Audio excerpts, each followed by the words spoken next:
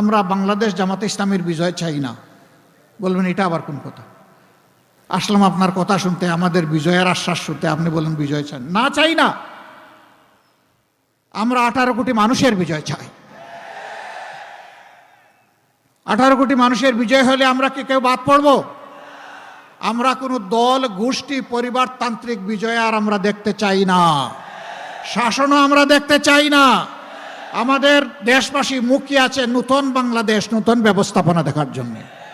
ইনশাআল্লাহ আল্লাহর দরবারে দোয়া করতে থাকুন, সেজদায় পড়ে, আগামী 13 তারিখ যেন হয় নতুন বাংলাদেশের জন্ম।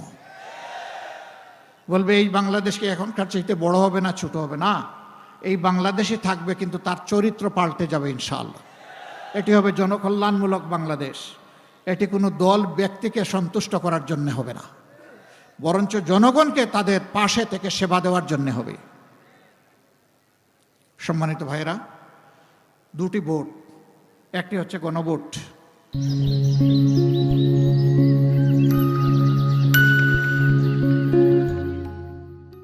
ওই যে নতুন বাংলাদেশ যেটা আমরা চাই, ওই পচা রাজনীতি আর চাই না। যেই রাজনীতি দাঙ্গাবাজ, মামলাবাজ, যেই রাজনীতি চাঁদাবাজ, লুণ্ঠনবাজ তৈরি করে, দুর্নীতিবাজ তৈরি করে, ওই বাংলাদেশ আর চাই না। যেই বাংলাদেশ আমাদের মায়েদের বুক খালি করে, ওই বাংলাদেশ চাই না।